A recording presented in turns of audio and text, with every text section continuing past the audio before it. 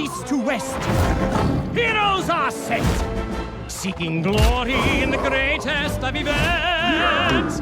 There are knights on noble steeds, those who will bring them to their knees. There are monsters to test their mettle at every turn.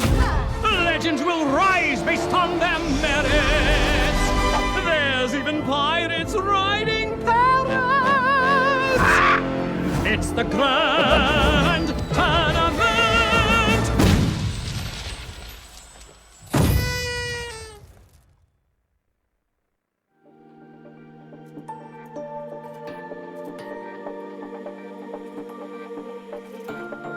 So many whispers flying round, unbroken wings deafening, but I hide my head from the sound, so tired of listening.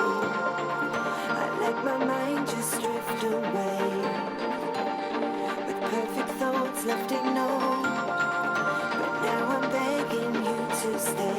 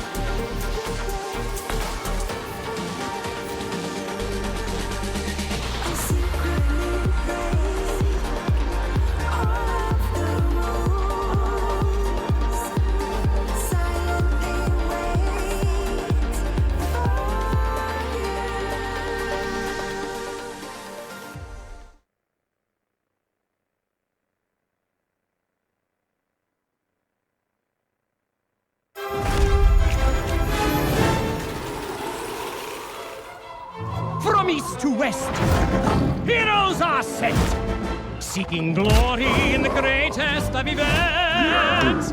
There are knights on noble steeds, those who will bring them to their knees. There are monsters to test their mettle at every turn. Legends will rise based on their merits. There's even pirates riding parrots. It's the grand tournament.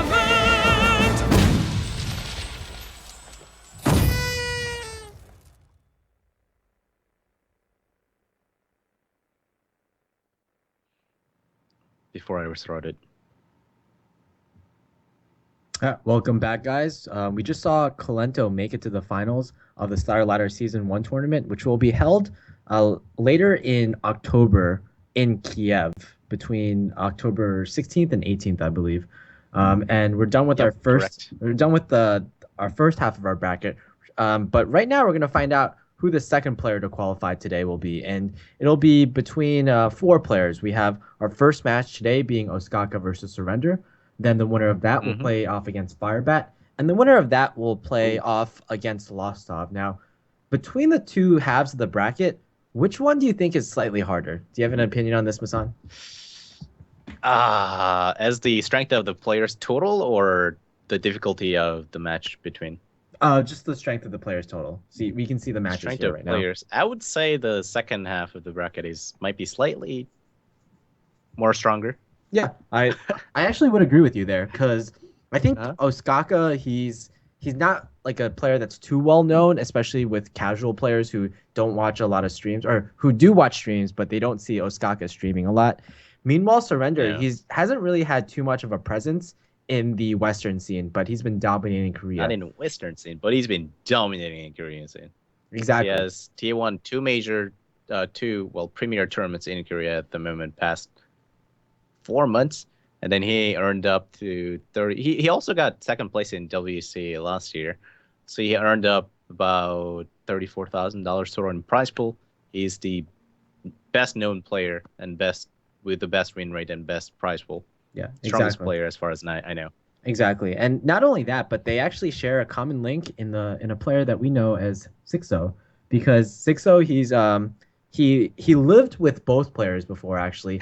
When he was Yeah. at the root house, he lived with Osaka for a Uh-huh. while, and when he was at the Coup All Killers house, he lived with Surrender for a while, and in both of these houses, he got along really well with both these players. So we're gonna have to go to Sixo sometime and ask him who is the better roommate, who is the better guy to live with. Actually, the Zixo lived with the room he was given was not with the surrender particularly, although they played in the same room. Yeah, who is the best So I don't know housemate, if I you can. guess. Actually, the house they lived in is a 10 stories tall. I don't even know if they actually got to talk outside the playing room. Well, 11 stories tall, actually. It Fair was ginormous fair enough. Fair house. enough. Ginormous team house. It was, yeah, it's just a cluster of everything together. Yeah, well, we get to see the lineups once again, and Mhm. I have to say I could be a little more excited because it's going to be Druid Warlock Warrior versus Druid Warlock and Warrior yet again. Interestingly Oh my enough, goodness. Osaka, he was one of the 8 players who qualified for the Blizzard European regionals earlier this week. And in the European region, it was one of the least diverse regions with pretty much, I'm looking at right now, 5 out of 8 players who qualified brought this exact lineup of Druid, Handlock, and Patron Warrior. And I think Osaka might be thinking the same way. Osaka was actually one of the players who did not bring that lineup. He brought instead Paladin, Handlock, and Warrior. So a little slight change, but then he realized, okay, maybe Druid is just a little better. So I'm gonna be maybe a little boring, and maybe I'll just bring the same decks over again. I do actually think that, well, from my personal experience, the Druid is favored against Paladin. So if you think if you think you're going to see a lot of Druid, then bringing Paladin might not make too much sense. Although it is one of the stronger decks. Oh yeah, Not to certainly. mention they're weak against patrons. It has some weaknesses in tournament setting, obviously. What do you think about the matchup between the Secret Paladin and Handlock? Because that's one that I've heard various opinions on. On one hand, you have Divine Favor, which is really good against Handlock.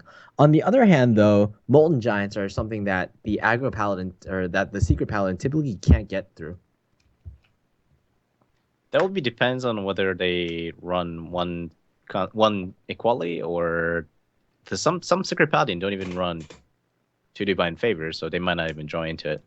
So that really depends on what version they run. There's a really hyper aggressive version with the 2 Divine Favors, and there's one with the Tyrians and Doctor Booms.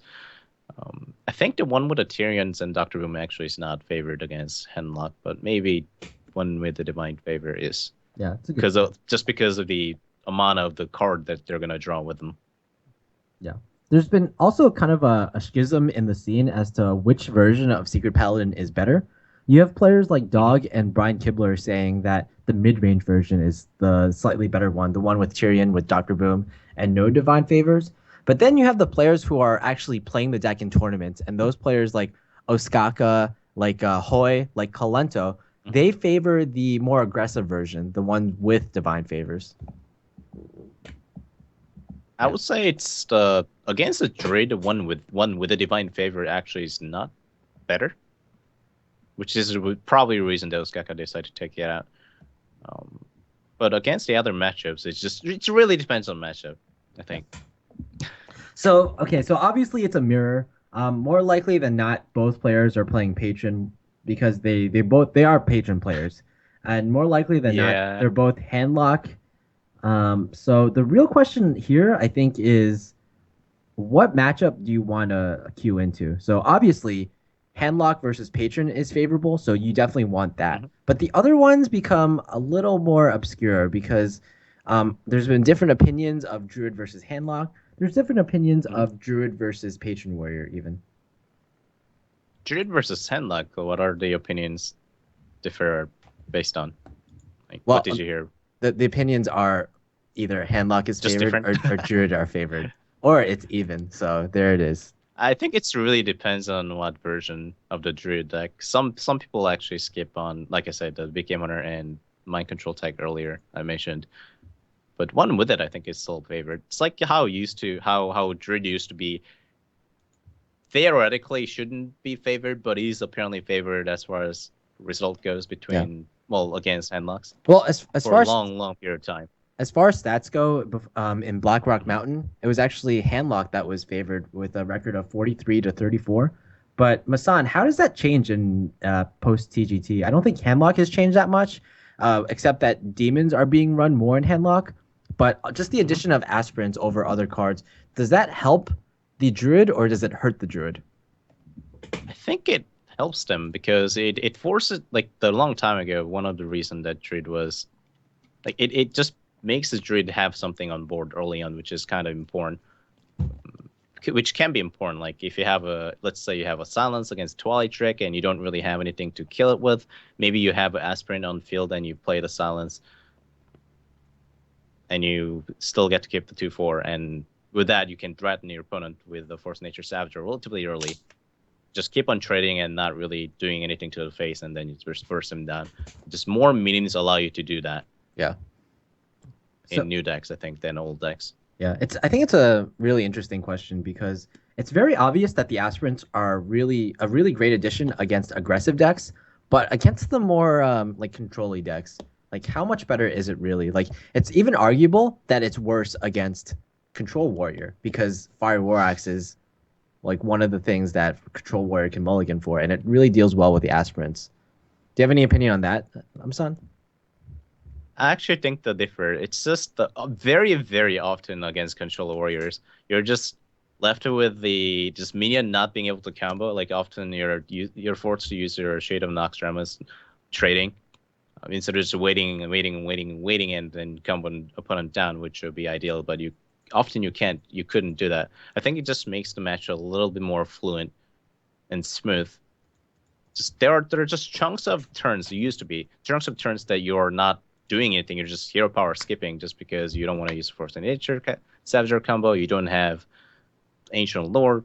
But nowadays, people actually run Azure Drakes, and they just have more things to play, I think, and have more things on board so that you can threaten Force Nature Savager. So the Warriors are forced to play around that. Yeah, indeed, it's going to be a demon handlock. We've been seeing more of a trend towards the demon variation of handlock, and I think it's because a player by the name of Amnesia SC has been really innovating it, especially on the North American scene, and it's been transitioning into other scenes as well. I know Surrender is one of those players, along with Kranich, who really keeps in touch with the Western scene. But really interesting. Okay, never mind. Okay. It's gonna be Zoo. Another thing is that Zoo is way more popular on the Asian servers than Yep. than in the Western scene. Wasn't so sure, but it's all right. It is a Zoo. Actually, one with a Void Tear version, Egg and Void Tear, against even patrons. Sometimes you're just able to burst your opponent down before, and patrons really don't have a good way to deal with Nerbians and buffed up Void Tears. Exactly. I think Especially with a power overwhelming. Void Terror is to me it seems like Is the a key key card. card. Exactly. Yep. It's just really hard for patrons to deal with, especially early on. And if you get that key power overwhelming egg plus Void Terror combo, if they don't have the execute, it's almost just game over because it's too early for them to deal with that kind of board. Yep, you're already down to somewhere between 12 to 18 health just dealing with them. Oh, there we have Aspirant's starting hand, though. That's pretty interesting. Ooh, Flaming just a turn too late. That'd be great if you start with a Flame Imp into and then trade into and then you play the egg. However, that won't be the case here. We'll just force to play Flame Imp and possibly coin out the egg as well. You don't possibly just want the egg to die to Keeper Exactly. and don't do anything. That'll be terrible turn. Not only that, you definitely But have to if- clear off this aspirant very soon, or it'll be you'll be in big trouble. And if War want to have a Keeper, he might be actually able to force Keeper being used on Flame Imp very often actually.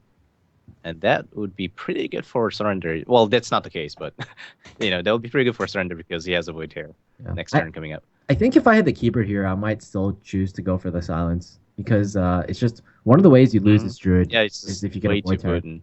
And even after that, you're like everything is still contested. The Flame Imp is still contested. He's probably going to trade into your Nerd Nasus anyway, and I think you're okay with that. So here, would you cycle and draw, or just Wrath, play for curve and play? Let's save the Darnus. Oh, he goes for Algar play, which is more potent in my opinion. Even if a Darnus aspirant dies, you can still go for Druid Claw. Yeah. Now this turn is a little awkward for Ostaka. I guess you can just go for a Druid Claw taunt. The only thing that he doesn't know is that Surrender has Implosion, which, as long as it doesn't deal 2 damage, he's very happy with the kill of Druid Claw and still have a 3-1 left over. Yeah. And even if have it does, clear. even if it does 2 damage, it's not the worst 2 Yeah, you can damage still kill implosion. Exactly. It's a little worse, but like you're still okay with it. It's not like sometimes when if you get a 2 damage implosion, the game is just over right there and then. Then I guess Ostaka on counter to that also has a swipe to deal with that, right? Yep. Because swipe will most likely work clear here. Yeah, so Here just comes Implosion for really back and forth. 3 damage. Okay, not bad. Alright. He'll take it. Yeah, he'll just go for board trade. Yeah. It also There- it doesn't matter too much how you trade because you'll be vulnerable to swipe anyway. That's true, but you'd like to have extra 4 damage.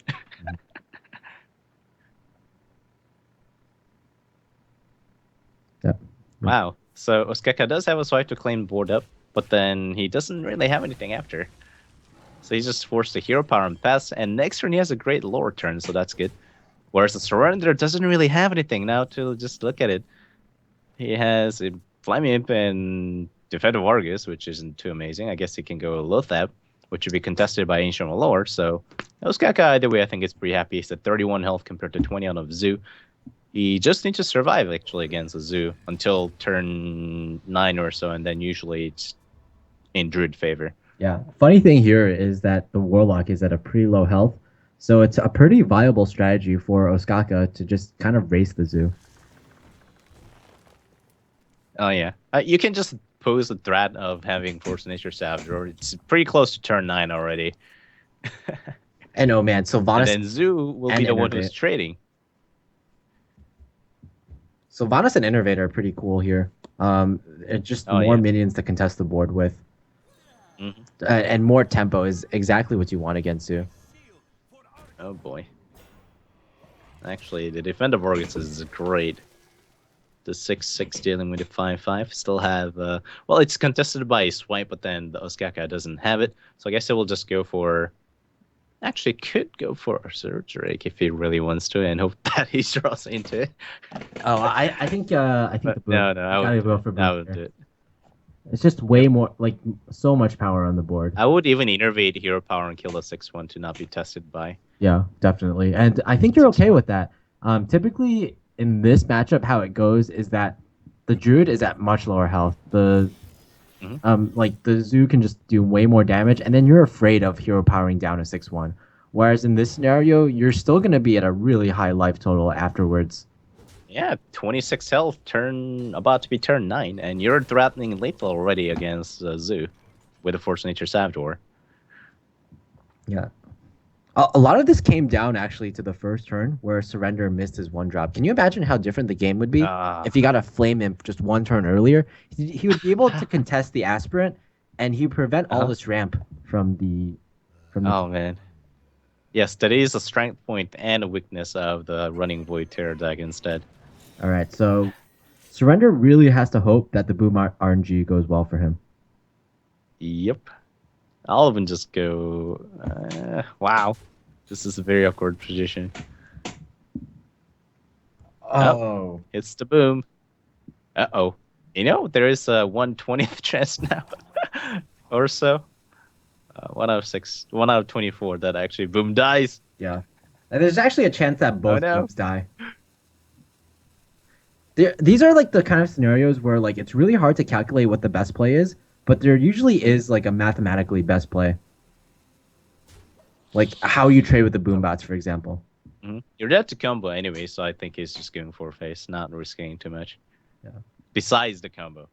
If he went like super YOLO swag, he would have traded into the boom bot and then hoped the boom bot would set off another boom bot. So I guess you still can't kill the Dr. Boom anyway. No, you can't. But then you can leave it at 3 health, I suppose.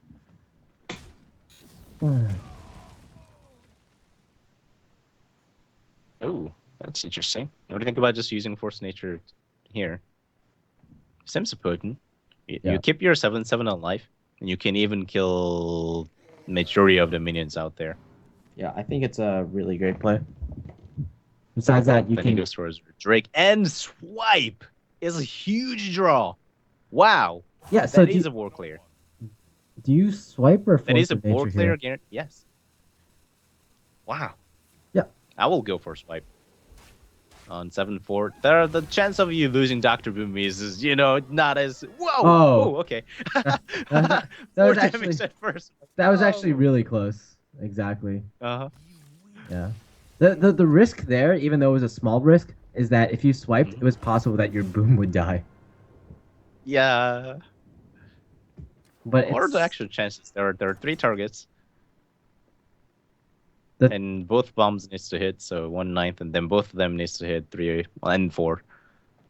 Yeah. No. so it seems pretty slow. Yeah, it's basically 1/9 times 1 in, or times like 3 in 16. 28. It's around 170. Yeah. I think.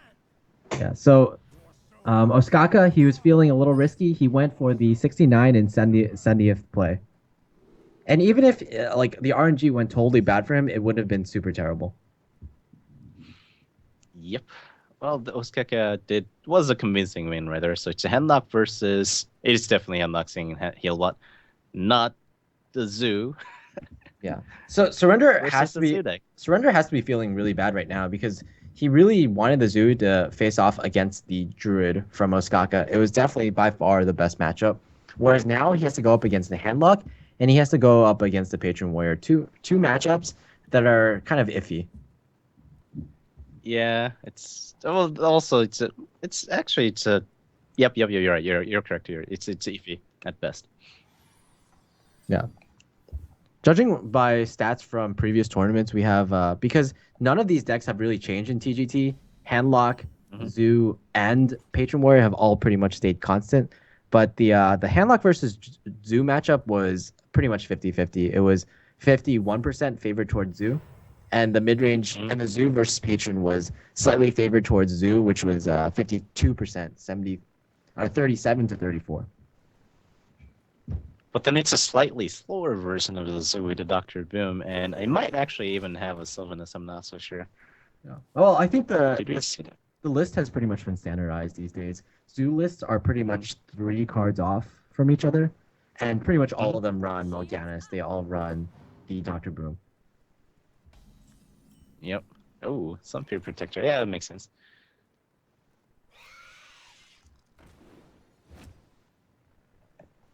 What do you think between, like, what do you think? How would you justify Knife Juggler over Haunted Creeper against Handlock? Not that you knew it was Handlock.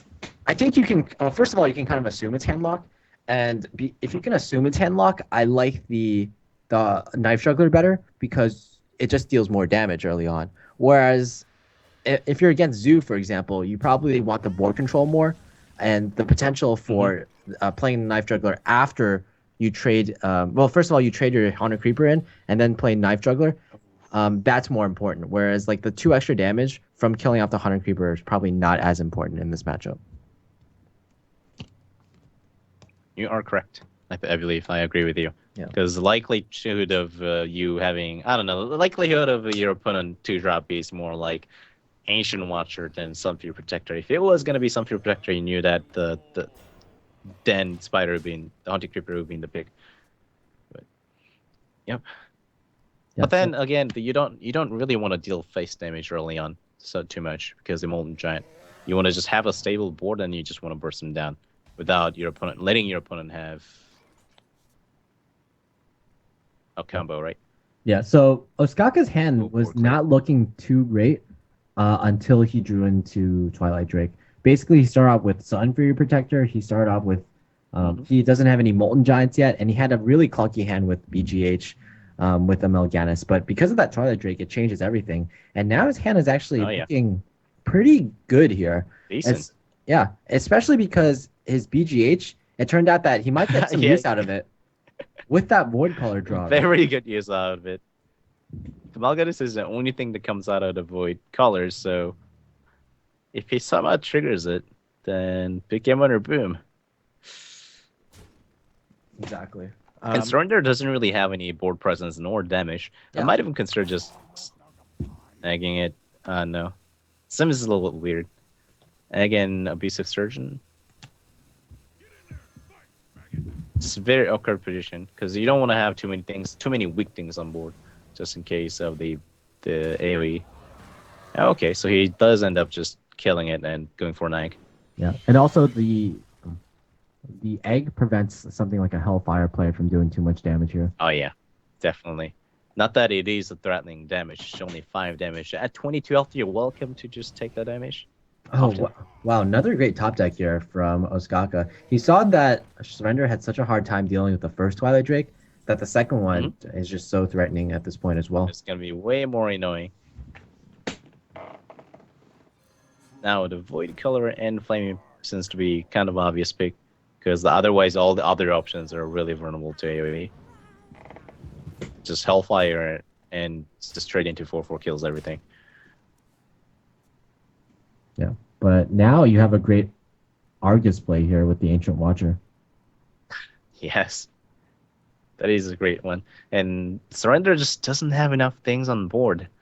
Not enough damage. How to get through the 8 health plus 6 health, so 14 health, and you only have 6, 7, 8, 8. Like, it's not enough. Yeah. 9 damage total. There's also a slightly riskier play where you play the Ancient Watcher and Shadow Flame. From our perspective, we can see that that might not be the best because Melganis will come out. But from Ostaka's perspective, he thinks, what's the worst that can happen? Like, it's either a Melganis or a Doomguard. And if I get a Doomguard, it's like not that bad. And if I get Melganis, yes, it'll deal 9 damage to my face. But I can still just BGH it when it comes out on the next turn. Yeah, also, you know that your opponent is very unlikely to have an owl since he would have used it on first hand. So I think the taunting Twilight Drake is just a much better play. Yep.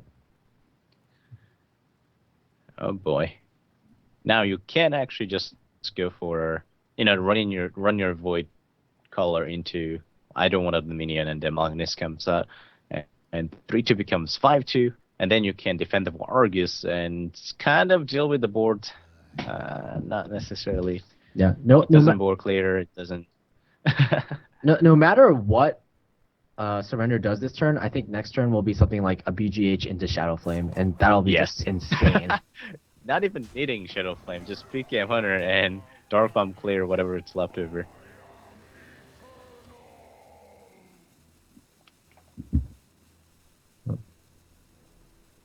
So many good options here. So many good options. Well, so many terrible options for Surrender. So yep, just simple big game hunter to start off.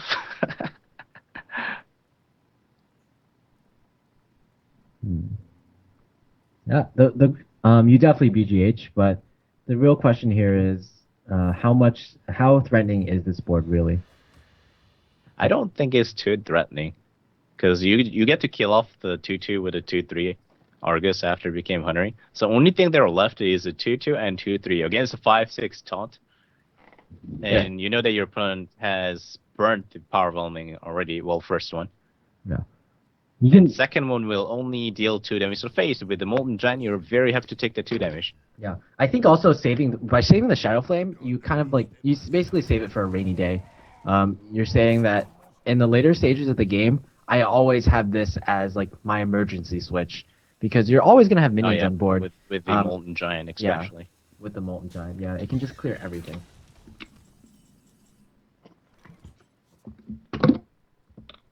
Ooh, Doomguard is pretty decent draw, I'd say, with a Knife Juggler. Maybe if you get lucky, you can board clear Yeah. with a knife hit. Even if you don't get particularly lucky, it's still gonna be a pretty good play. Mm-hmm. And not only that, Well, it's just that if you don't board clear, you lose the majority of the board. yeah. And you don't really have too much left over. It's a Doomguard is 5. Oh, it actually does not end up going over. He ends up using Defend the Wargus. I guess Defend the Wargus is a little too good of card to throw away as a Zoo player. Which might actually cost him, unfortunately. Well, I guess it would not have mattered too much. I don't know. Like, he could have just kept the egg alive and just safe from taunt range. Well, at so this that he point, doesn't get AoE cleared. Mhm. At this point, though, I feel like he's really feeling the burn. Just not enough. Like he feels like he needs to get as much as possible from every single card, and because of that, he feels that he needs to play this Doomguard without any cards in his hand. Mm-hmm. Now Ostaka just can, even Life Tester start with. That's better. Molten Giant and just Dark Bomb board clear, and you know you're not gonna die. Not on 3 cards with the 6 mana. Yeah. Or 8 cards with a 2 mana. Molten Giant even It's guaranteed. Molten Giant is even like it contests even the Doomguard, so no real fear from that. Not to mention next turn he has Xeraxus. Exactly. It's gonna be my goodness, either one is just everything's just looking so good for Ostaka right now.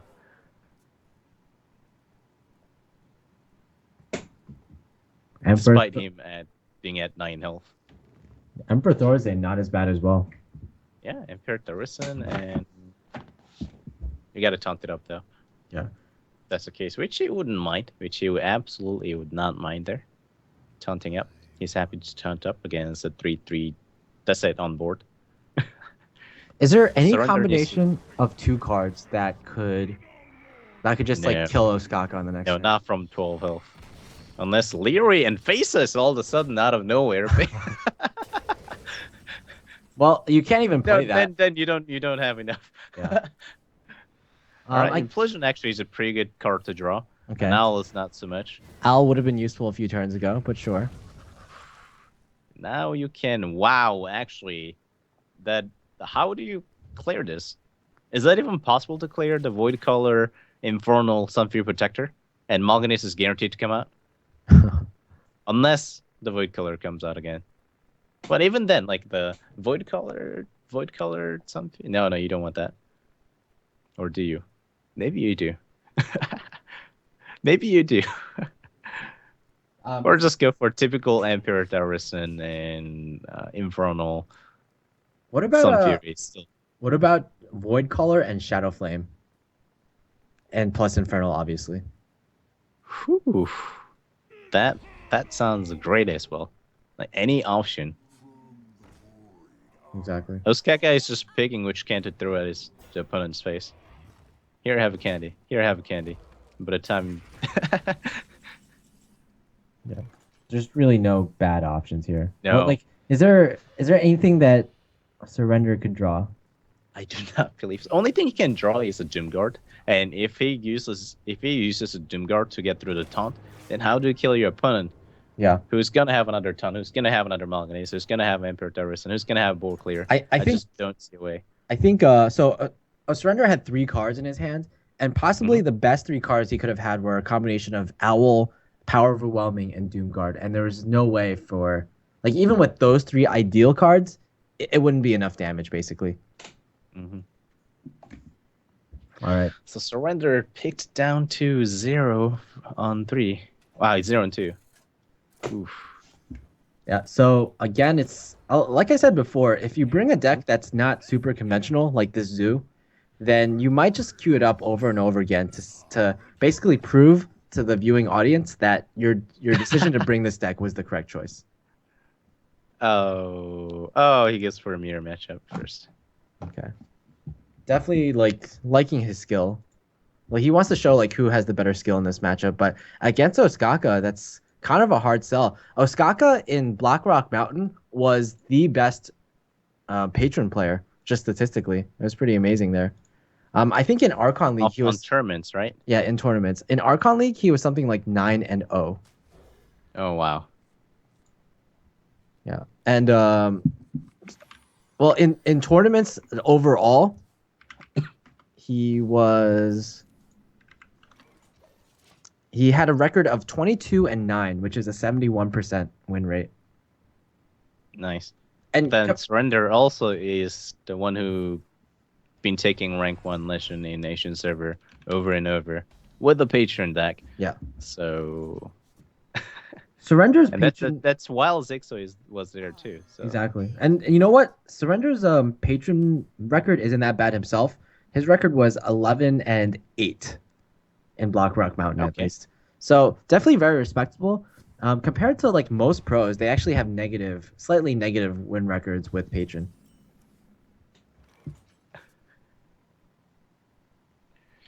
Ooh, Surrender just needs patron basically, and whereas Ostaka already has the Death Bite and Grim Patron combo, so he just need Inner Rage instead. Yeah. In this matchup, the first thing you have to consider is, can I get patrons out on turn 5? And to do that, you need basically 3 things. You need the patron, you need an Inner Rage, and you need a Whirlwind effect, usually with Death Spite. Another option is with a Coin Whirlwind, for example. Coin Whirlwind. I don't know if that is something to consider not playing Uncle Out playing this early. I don't think you're expecting Control Warrior at this point. And even against Control Warrior, you don't want to play a there's no way you expect Control Warrior from Ostaka. But it makes sense for him to just Inner Rage 1 Acolyte here, since you don't. I don't know if you want 2 Inner Rages. Does that? I don't think it makes too much impact. Yeah, compared to just 1 Inner Rage. I've only seen one time where a board of 4 patrons was cleared off by a patron player, and the only way that happened was because the other patron player had Warsong, Armorsmith, and Inner Rage to clear off a 3/3. In addition to Death Spite, or rather, he had that plus Death Spite plus an Execute, and with that, he was able to clear it with 6 mana. So Skaka has the whole thing, the whole combo. Death Bite, Patron, Inner Rage is all geared and ready to go, whereas the Surrender still doesn't have it. And in this matchup, whoever does it first has huge advantage over whoever does it second. Yeah. So, unfortunately, Surrender is not going to be able to have that opportunity. No. So once Ostaka's patrons get up on the board, it'll be a question of can Surrender clear it? And 99% of the time, almost, I'm going to say no.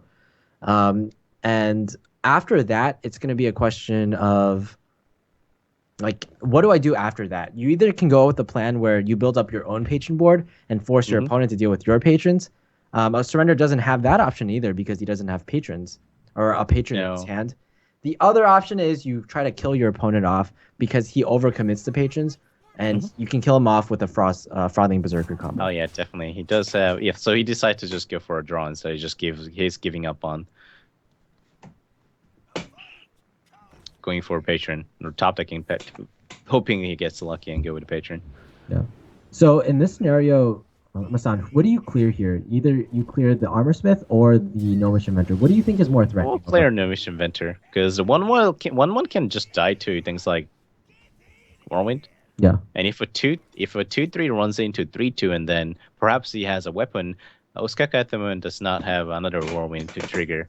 Yeah. So you do want the 3/2 alive I believe. Yeah, I think Yeah, you do want also 3 to life here. like usually you don't want to give your opponent armor, but the thing is, it's much easier to clear off like the attack value of the minion left is really important because a Gnomish Inventor can clear off a 3/2 patron, whereas the Armor Smith can only clear off the 5/1 patron, and it's much easier to do 1 damage with something like Inner Rage or Cruel Taskmaster than it is to deal 2 damage. You basically need a weapon hit or an execute. So here you would go for execute and run your Armor Smith into 5/1 and just go Deathbind. Hopefully Ostaka does not have anything like Taskmaster, which he has. Yeah. Or Inner Rage. This is again one of those rare circumstances where you can actually clear off all the patrons, and it's because there's this 1 Armor Smith left on the board. Oh yeah. So it's gonna be one of those rare games where it's gonna go into late game. 4 patrons. Ostaka only used a 1 patron. Surrender used. I guess the Surrender didn't usually use anything either. Yeah, I really like these games because it's very rare that these games happen. Usually, one player doesn't really have anything to deal with the opposing patron board, and it's just kind of like a slow winding death from there on out. This game, though, it's going to be a lot different. We're going to see quite a skill-based matchup. And I've even seen games in this matchup where it goes pretty much to fatigue and one player runs out of resources. Who do you say is favorite right now? I'd probably lean towards Ostaka simply because he has more potential for card draw. Oh yeah. Then again, he has things to play, whereas the Surrender doesn't really have anything to play. He's forced to execute on a lot of pain, and likely will war clear here. I don't think you necessarily need to. Yeah, I guess you don't need to. You can wait for patron. Yeah. But then you also have 2 Warwinds just sitting on your hand. His turn seems way more awkward than Ostaka's. It probably won't come to this, but again, there are circumstances where Ostaka might be unfavored because he's already used 1 patron and he has fewer of those patron resources in the deck. But that's kind of a hard sell. Yeah, that's hard to sell. You're yeah, he's gonna be able to use the Gnomish Inventor to draw more. Whereas Surrender is just burning on cards right now. He has a double Whirlwind, the Warsong Commander, Armor Smith. None of them actually helps on drawing anything. So unless it draws into a draw card or some sort of combo piece, I don't know what Surrender. He might be able to. He might just have to just go for armor up and just pass a turn on turn 7, which would be terrible. Yeah, exactly. What's the best draw for Surrender? I guess an Acolyte of Pain here. I want to say, how do you clear patron? As Ostaka, if Surrender top decks. Oh, that's a good point as well. Patron, he has a triple Whirlwind effects. He can fill up the entire board. I would say Patron is the best option right now. But then again, if that's cleared, I don't know. Unless Ostaka runs the Brawl, that will not be possible to be cleared off. Yeah, it's been a while since I've seen Ostaka run Brawl in his decks. Just overall, it's a pretty rare instance. But then again, Ostaka does have a Frothing Berserker or some Commander and a Ghoul. Battle Rage is not bad either. So Ostaka, would you just cycle it, or would you just use it along with the Armor Smith, play it and attack into 2/4 and use a Battle Rage to draw 2 cards, whereas drawing 1 card might not do too much. You could potentially even just almost cycle all these cards. Yep. Ostaka traded in his Cruel Taskmaster instead of using the Fire War Axe the last turn because he's been keeping track of Surrender's coin and he realizes there is a potential for that the Warsaw and Patron play on this turn. All right, so Battle Rage comes down, draws 2 cards. Another Death Fight and Slam. Slam is really good here. It's just Slam additional card draw. Oh, he's gonna even slam his own. Yeah. You really need to cycle through and get cards. You just don't have anything otherwise. You have none of the piece combos that you can play. Ostaka has 3. Well, I guess if you consider Warsong, that is one. But your opponent is getting farther and farther away. Yeah. In this scenario, also, you have to consider how many cycle cards you put in your deck. A lot of these new patron lists, they have double shield block, which in surrender situation, for example, it'd really help him just for that extra cycle effect. Whereas others, you might have something like a Dread Corsair, and that's going to hurt you in the matchup. Mm-hmm. Yeah, pretty slow game from very in patron slow. versus patron. Neither player doesn't really have a decent hand that they want to play. Oh, here's the patron. Finally, patron. Now you kind of have to be careful though. Like if you fully commit and just expand on all the patrons, then Frothing Berserker can outright kill you as well. So you Get into can the mana curve. Turn 9, turn 10 is around the turn. You want to stop avoiding that. Yeah. And we do see indeed that Ostaka has that combo of Warsong Commander, Oh yeah. Unstable Ghoul, Whirlwind, yeah. and Frothing Berserker. So if a surrender goes on full board, that would be 7, 8, 9 damage per Whirlwind. So with a Death Fight and Whirlwind and Unstable Ghoul, that actually is a very close to lethal. Yeah. Surrender has to. He's deciding whether he wants to attack here, because if he attacks here and Ostaka spawns a board full of patrons, then he's going to be in trouble because he actually wouldn't want the whirlwind effect in that case. But No. given that Ostaka has already played patrons, I'm not sure like if that's too much of a concern. He does just end up. Yeah, he just passed a turn actually. Now on Ostaka's end, he doesn't really have anything to play either besides just weapon and perhaps armorsmith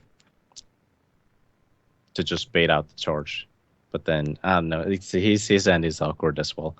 So armor weapon pass just like surrender. Equip up the weapon.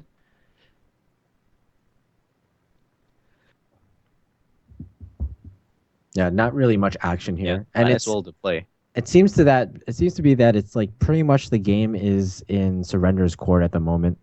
The So we- patron draw. Yeah. Oof.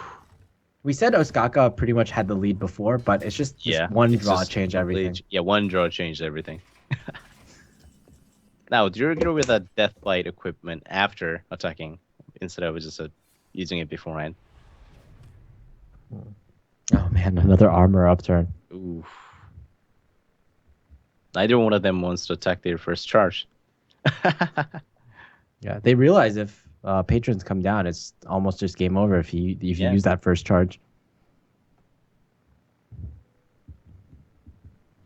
I think at this point though, the armor is actually really relevant, and it's going to be really relevant that Ostaka is running a shield block, because it's possible that extra armor will be the difference between winning and losing. Extra armor, and you also mentioned how a lot of patron warriors run shield slams. And with that amount of armor, you really don't want to just go for things like Ghoul and Patron. I think both players kind of get a sense of what's in each other's hands right now, because there are only a few cards that you wouldn't want to play here. Like it's your Whirlwinds, it's your Whirlwinds, Battle Frothings. Rage, Execute, Frothings, Warsong Commanders, Ghouls, Armor Smiths, pretty much everything.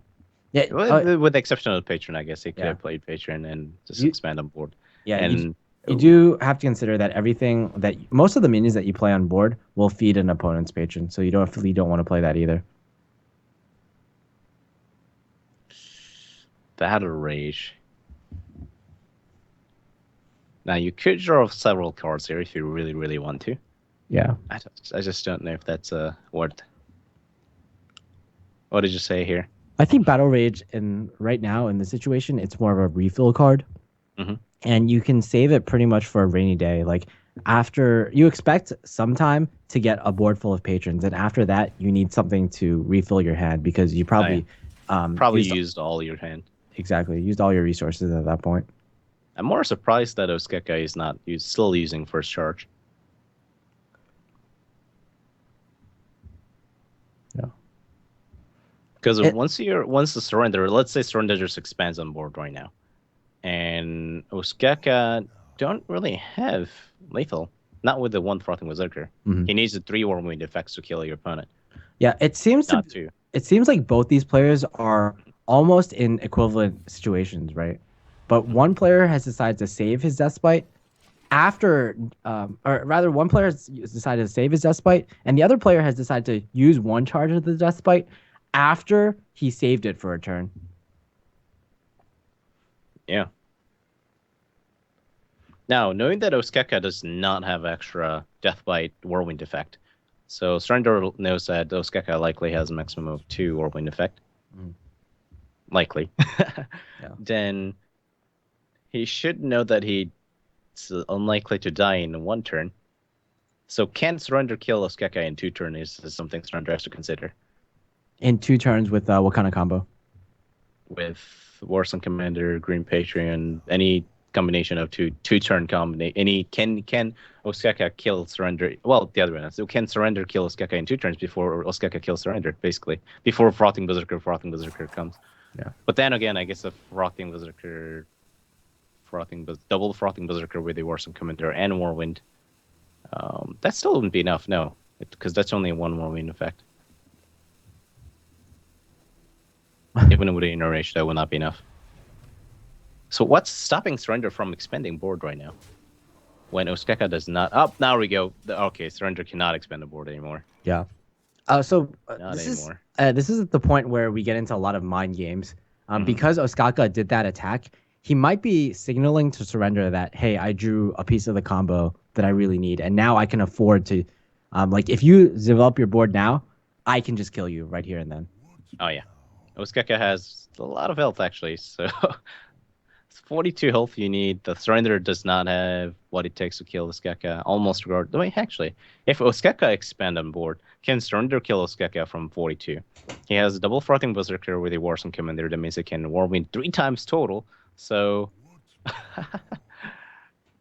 with 5, 10, 30, 40... Yeah, I would say so. Surrender now actually has the ability to kill Ostaka in 1 turn as well. If Ostaka expands on board. Oh, is this going to be the turn? Oof.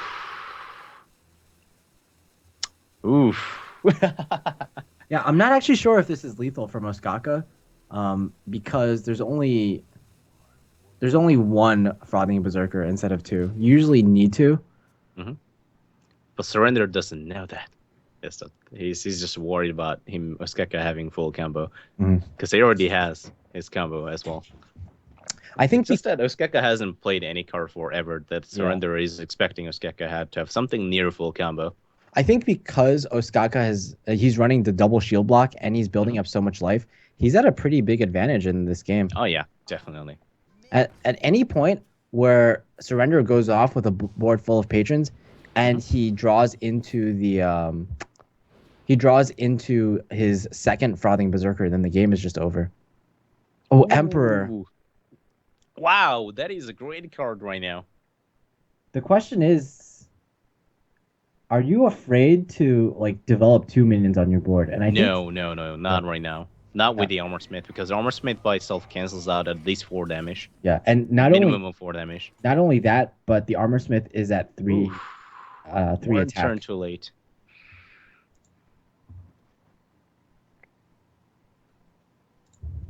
If Surrender can just play Emperor Terrorson and survive this turn, Surrender has an insane amount of damage here. Then again, how much damage does Kaka have here? He has 4.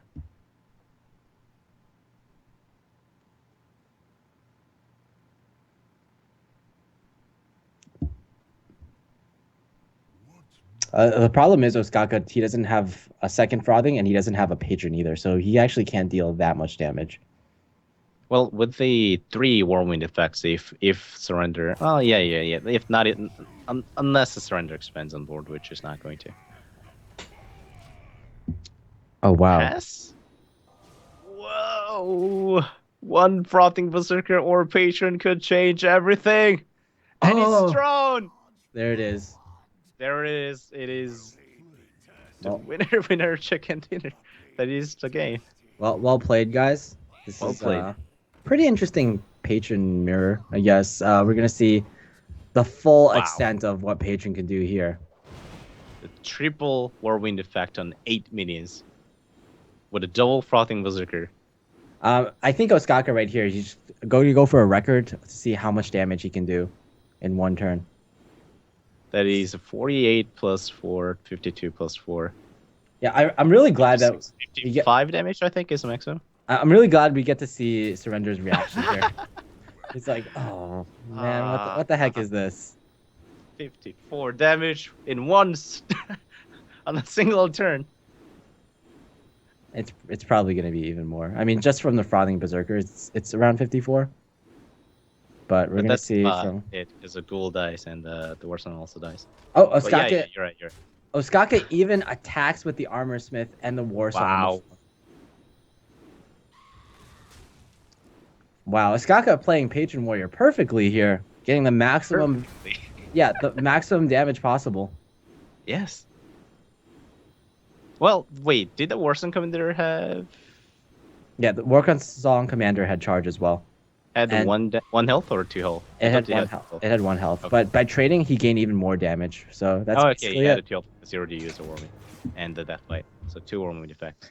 And Well- Ostaka takes the series convincingly. Extremely convincingly, just off the back of his solid play against Zoo and also his very solid patron play.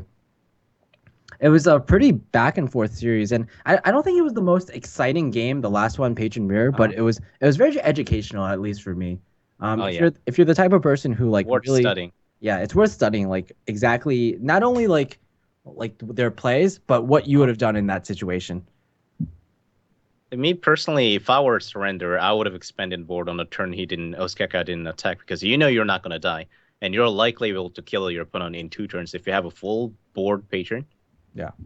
And your opponent had, I think on the turn he could have expanded first. Your opponent had 9 mana. There's no way, I don't think, without Ampere for 9 mana you can die from double froth. No, double frothing doesn't do anything because Yeah. that will be it out of the mana. I- So with a full board patrons, you deal at least 15 damage per turn plus 4 damage face. We also saw something that we don't typically see in the matchup, which is the value of shield blocks. Typically, it's not that important, but if it gets into that long, drawn-out game,